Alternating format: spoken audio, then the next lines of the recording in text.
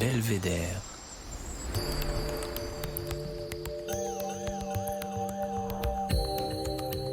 Le podcast du département de l'Isère.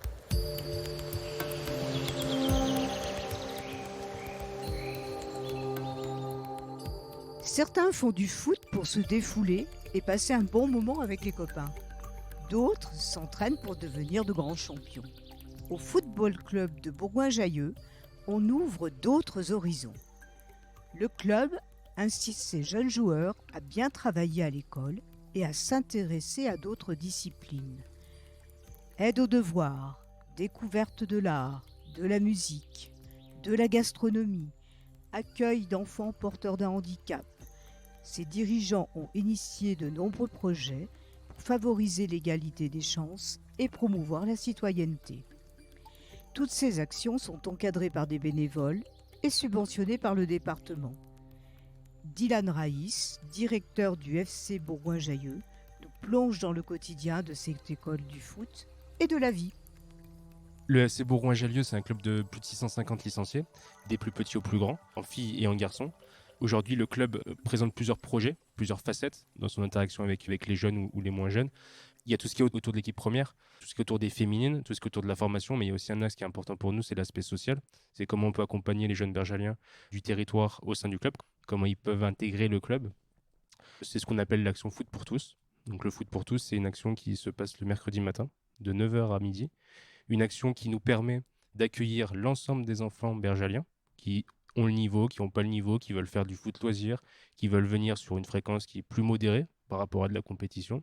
Et au-delà de ça, on les accompagne sur un aspect scolaire et sur un aspect qu'on appelle ouverture sur les possibles. Donc c'est faire découvrir à l'enfant d'autres compétences, d'autres métiers, d'autres loisirs qu'il n'a pas forcément accès dans son milieu de tous les jours. Aujourd'hui, le foot pour tous, ça représente 160 enfants qui sont donc bergaliens, des enfants de 7 à 12 ans, vacances scolaires comprises. Donc, dans les vacances scolaires, on a un programme sur toute la journée. Donc, ils sont accueillis à 9h, ils partent à 16h. Beaucoup d'actions en dehors du football. Donc, comme on a parlé de la première partie sur l'accompagnement aux devoirs qui est géré par Fred Latil, qui est un professeur de l'éducation nationale, qui est accompagné par des bénévoles, des retraités de l'éducation nationale, qui puissent aussi accompagner les enfants le mercredi. On a une partie ouverture sur les possibles, donc sur le monde professionnel. Donc, on a beaucoup de partenaires du club. Donc, on a accès, grâce aux partenaires privés du club, à un réseau. Et ces personnes-là, ces chefs d'entreprise, interviennent au sein du club pour pouvoir faire découvrir leur métier, pour pouvoir faire découvrir une compétence. Très récemment, un chef pâtissier de la commune a fait découvrir à un enfant comment faire un brownies au chocolat. Donc ça, c'est des actions qui sont répétées tous les mercredis. Comment vous est venue l'idée de ce beau projet ? Nous, c'est 4 ans qu'on a lancé ce projet. Et aujourd'hui, c'est vraiment un projet qui est à part entière au sein du club, qui est vraiment en pleine immersion dans le club. Et c'est ce qui fait cette mixité sociale. Dès qu'on peut avoir un enfant d'une partie un peu rurale avec un enfant qui sort du QPV. Et c'est tout cette mixité, ce mélange qui fait qu'on est sorti grandi, je pense, par ce projet. Se rendre compte que c'est vraiment une école de la vie, on va dire, et que l'enfant, il s'intègre dans une sorte de petite famille le mercredi.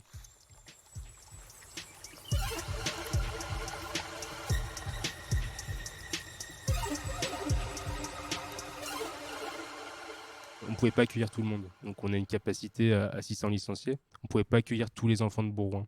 Donc, où il y a beaucoup de remontées, des enfants qui habitent à 5 minutes du stade, qui ne pouvaient pas pratiquer le foot. On a décidé d'ouvrir sur un créneau supplémentaire, donc le mercredi matin, l'accès à tous les enfants.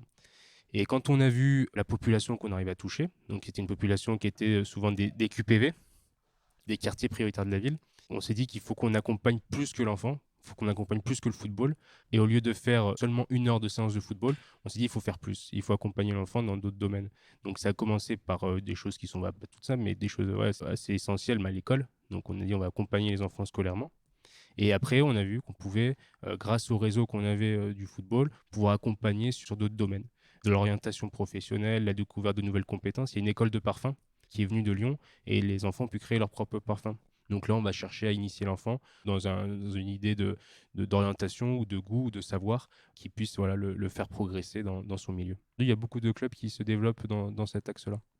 Mais en étant allé aussi loin dans la construction, je pense qu'on est des premiers à avoir sorti ce genre de projet. Mais quel intérêt peut avoir un club sportif à mener de telles actions? Ce serait notre responsabilité sociale, c'est quand on a la particularité d'être un club qui est au milieu d'un quartier QPV, qui est le quartier de Champfleury, avec des enfants qui sont donc issus de ce quartier-là. Quand on est, je pense, citoyen et voilà et impliqué dans la vie, de tous les jours, je pense que c'est notre devoir de pouvoir accompagner ces jeunes-là. Laisser la chance également à tous ces jeunes, parce qu'aujourd'hui un enfant qui rentre chez nous dans le cursus Foot pour tous et qui a une compétence ou qui a une plus-value footballistique, peut être intégré à n'importe quel âge dans le cursus académique, donc de l'académie pour pouvoir performer. Aujourd'hui, ce qu'on va regarder, on va être attentif, c'est le taux de fidélisation qu'on a, donc combien de fois l'enfant revient dans le mois ou à l'année, et combien d'enfants re-signent d'année en année. Et à partir du moment où l'enfant a fait N+1, N+2, je pense qu'on aura gagné un bon pari, et c'est que l'enfant se sera immiscé et aura compris l'intérêt de cette action-là. Pour l'anecdote, l'association, donc la Maison du Bonheur, qui nous aide sur le soutien scolaire, est une association qui fait du programme scolaire sur la commune, et il y avait beaucoup de bénévoles et très peu d'enfants qui participaient. Le fait de les avoir attirés au stade, on a beaucoup d'enfants pour les bénévoles de cette association-là. Donc l'idée générale, c'est vraiment d'attirer l'enfant par le foot pour pouvoir faire découvrir d'autres choses autour de ça. Vous travaillez aussi en direction des parents, c'est ça? Pouvez-vous nous expliquer comment?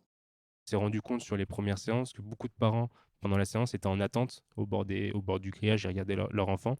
On s'est dit qu'il y avait aussi quelque chose à faire avec les parents. Donc, comment on pouvait accompagner le parent et utiliser ce temps-là d'une heure et demie, voilà, que ça serve à quelque chose. On a commencé un partenariat avec une entreprise privée d'Orange pour de l'accompagnement numérique. Donc, on accompagne les parents à découvrir un peu le numérique sur des ordinateurs, etc. Et pour la suite, qu'envisagez-vous? Le but, c'est de développer encore ce projet. Pas forcément en nombre d'enfants, parce qu'on sera aussi en surcapacité, mais en qualité. Aujourd'hui, l'accompagnement au devoir, si on devait être au meilleur de ce qu'on pouvait faire, ce serait un éducateur, enfin un accompagnement au devoir pour 3 enfants. Aujourd'hui, on n'est pas encore sur ces stats-là. Donc, si on devrait avoir des avancées sur le futur, sur ce projet-là, c'est vraiment rentrer dans de la qualité de suivi de l'enfant et limite de l'individualisation du suivi, pour vraiment qu'on soit voilà, sur un enfant qui rentre dans ce processus, un enfant qui soit sorti. Voilà. Enfin, Dylan, vous avez sans doute un belvédère en Isère, et peut-être à Bourgoin-Jallieu d'ailleurs, que vous souhaitez nous faire partager. Mon belvédère en Isère, c'est le stade de Chantraine, parce que c'est un lieu où, comme on disait tout à l'heure dans le projet, beaucoup de mixité, beaucoup de choses se passent, et c'est aussi le siège du FCBJ. Belvédère avec Dylan Raïs, c'est fini pour aujourd'hui. Belvédère.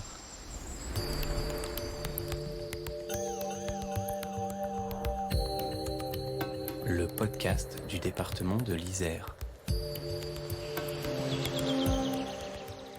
Ce podcast a été réalisé par Annick Berlioz avec le concours de Véronique Granger à la prise de son. Le mixage est signé Émilie Vatel du studio Scadian Co et la musique Denis Morin de Vague Imaginaire. Si vous avez aimé, vous pouvez nous retrouver sur isermag.fr et sur toutes vos plateformes de podcast préférées. À très bientôt!